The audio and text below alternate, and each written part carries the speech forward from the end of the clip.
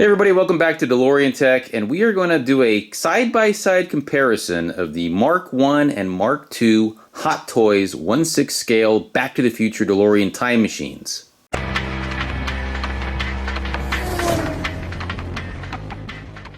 So we got your Mark 1 on this side and your Mark 2 on this side. We're going to go ahead and cover all the differences. Mostly these two cars are very much identical. There are some differences here and there. So the first difference I wanted to highlight are the fascias, both the front and the rear. They did correct the color. So this is the proper color for the DeLorean. These fascias here, this was never screen accurate to begin with. You have to remember that the A car was used in both Back to the Future Part 1 and Part 2 for all the hero scenes.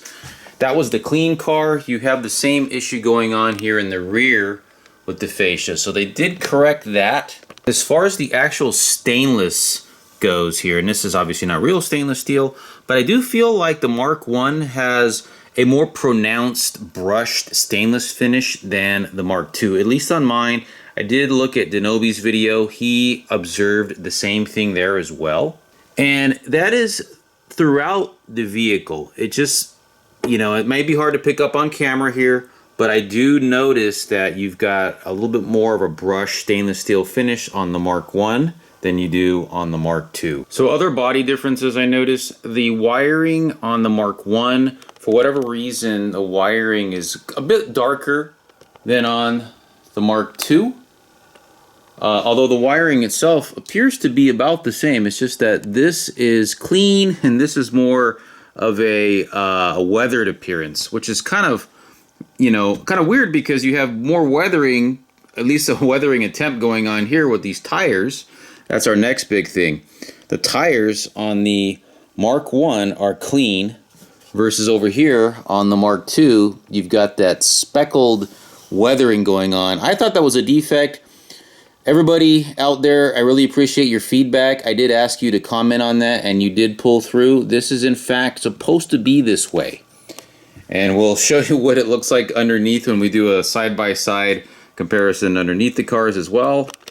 So the very front of the cars are basically identical. I didn't notice any significant differences with the grille or the front flux bands or the rock screen that's in there or the valance. Everything is essentially identical. The same molds were used. Everything fastens on identically. With the flux boxes, you've got basically the same thing going on there, as you can see.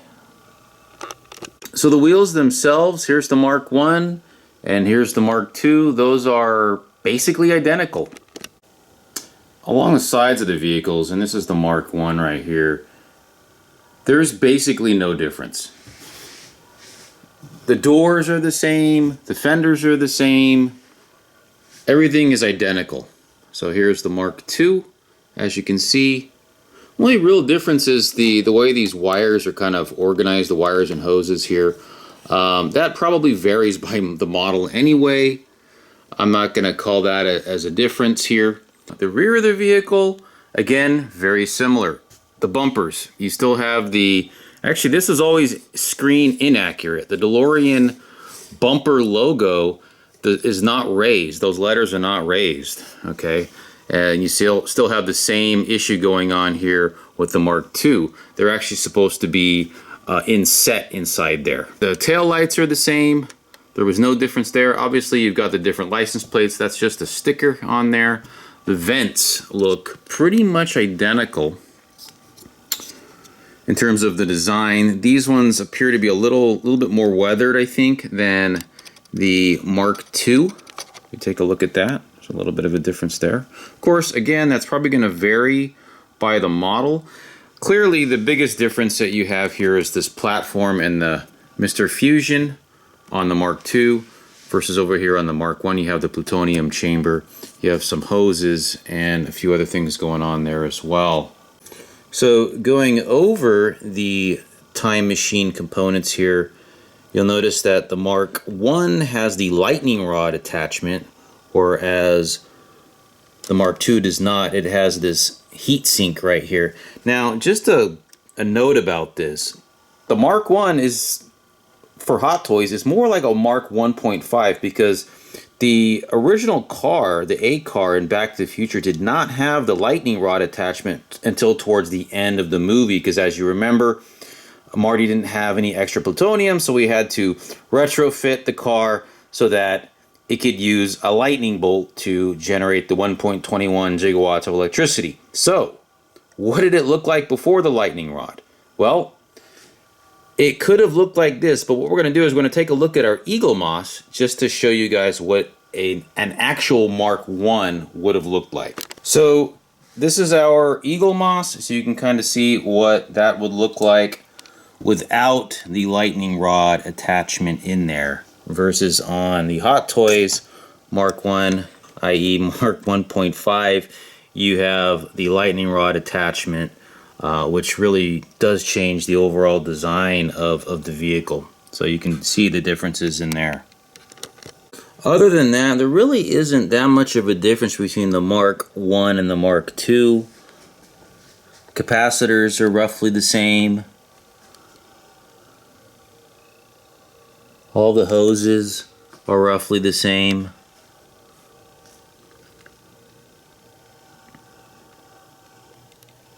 So I did notice that the wiring on these capacitors over here are a little darker than the wiring here, so that's a difference.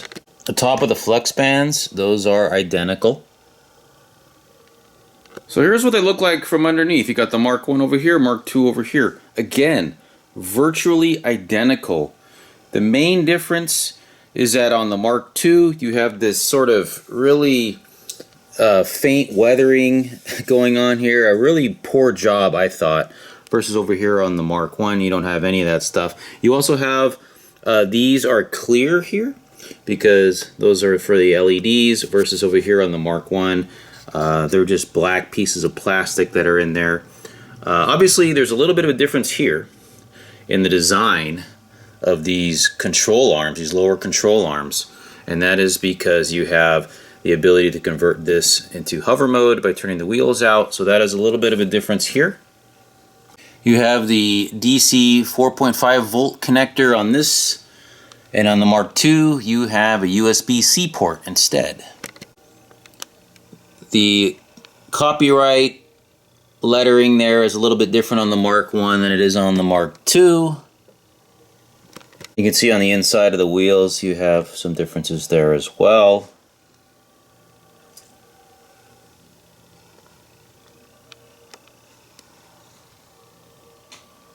So not a huge deal here. Not a huge deal at all. So under the bonnet, again, you have a very similar appearance going on here. The only real difference is that they actually call out the battery spec there on the Mark II, and they have a little bit of a different designation here for the on and off. So you actually have on, one, off, and then you have another indicator here, versus over here it's literally just on and off, and that's it. As far as the battery compartment goes, those are also identical. No surprise there. So when you turn these on, you turn on the lights. So we're going to go ahead and take a look at that. The hoods close basically identically. The same issue where you kind of have to push the hood in a little bit to close in that gap. Can be a little tricky sometimes, but you know, that gap right there is kind of present on both of these models. Alright, so here we go, the LEDs. Now, I actually have this hooked up via USB, and the reason why I did that, and I've got this on battery, is because when I had this on battery, these headlights were dimmer than they are on the Mark 1. It's very hard to pick up on the camera, but to the eye, these are brighter. I don't know if that's just a problem with mine. I did have some brightness problems that I pointed out, but on camera you can kind of see it as well. The Mark 1 has brighter headlights than the Mark 2. So the side marker LEDs light up identically. The brightness there, I don't notice much of a difference here between the Mark 1 and the Mark 2. So the doors open up identically. It's got that ratcheting effect going on there. So we'll go ahead and take a peek on the interior. So as far as the interior goes, They basically light up the same. Again, you have the same problem, at least for my model. The Mark II is not as bright. If you look at that SID right there, on the Mark I here, it's nowhere near as bright on the Mark II as it is on the Mark I. So that's definitely an issue. That just might be a electrical issue with the car as a whole. I think one of the biggest differences here is that on the Mark I, the dash does not light up. Okay, it looks the same, but it doesn't light up, versus on the Mark II, you actually have a light up dash, light up time circuits, all that good stuff. Other things like the gear shifter, this moves around on the Mark I just like it does on the Mark II over here. There's really no difference there. Everything kind of spins around the same.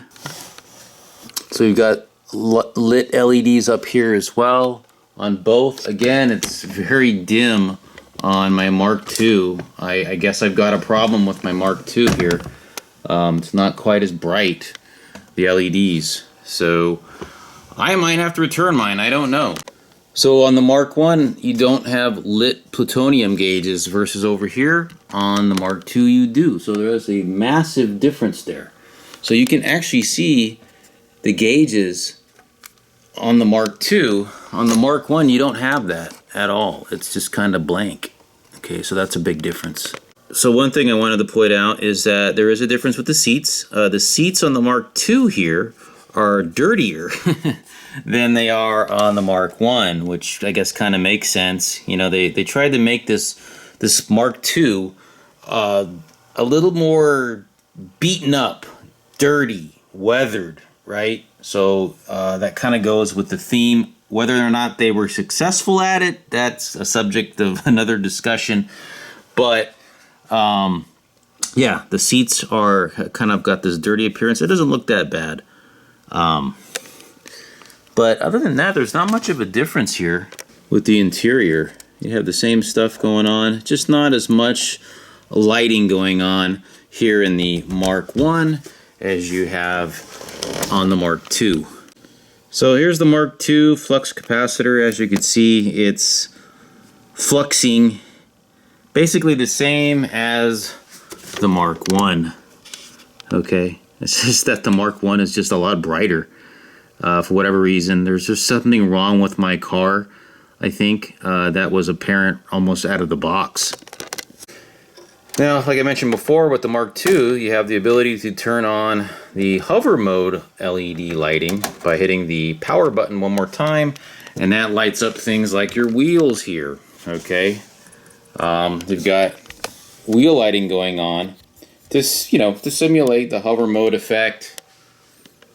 And of course, the vents light up here in the back.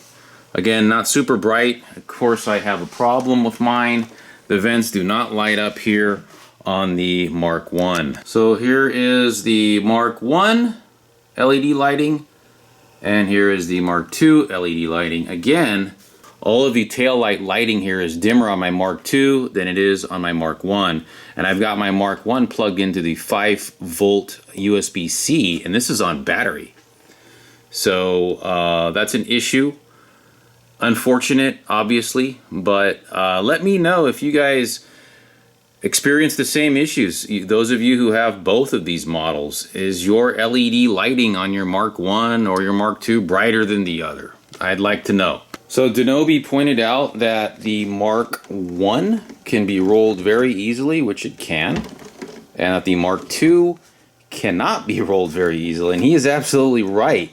You almost kind of have to force it, right? And I'm really worried that by rolling it, that is in fact how he broke the, I think he broke one of the rear wheel connectors and one of the front wheel connectors. So I'm just not going to do that anymore. I'm not going to roll this car around. I feel like when I was doing my unboxing, it rolled pretty freely, but right now it's not. So that's definitely an issue with the car.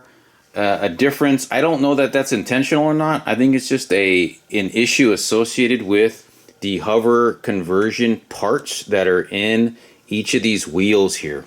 So clearly the big difference between the two models is that with the Mark I, you can't put the car in the hover mode like you can with the Mark II. So clearly that's a big difference. I'm not going to show you how I got this into hover mode. I was very careful because of what happened to Denobi's Mark II.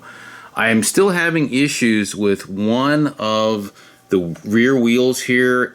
I finally got it to come out like all the way, but it was very challenging. I did not want to break this.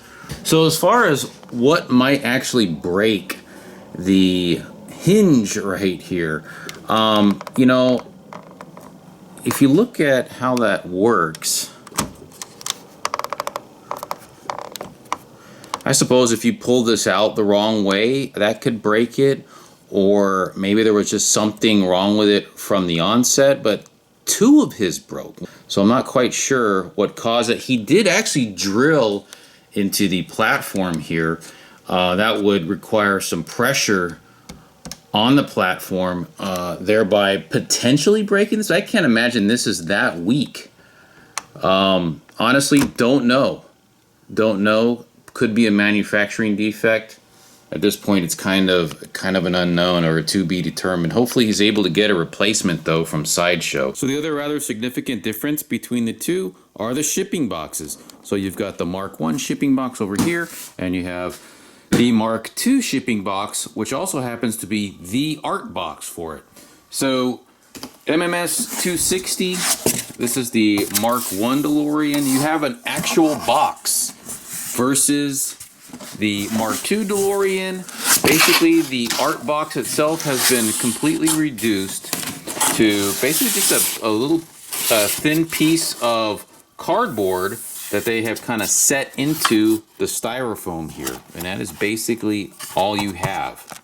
So for the Mark I, you had a really cool art box. For the Mark II, the shipper is the box, and here is what the art box has been reduced to. It is just a, you know, I wouldn't even call this a poster. It's just sort of a, you know, it's just a picture of the time machine on a cardboard, and you've got your hologram here.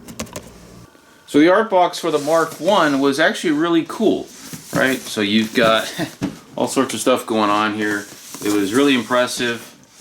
Unfortunately, we did not get the same treatment for the Mark II, and essentially what you have is this.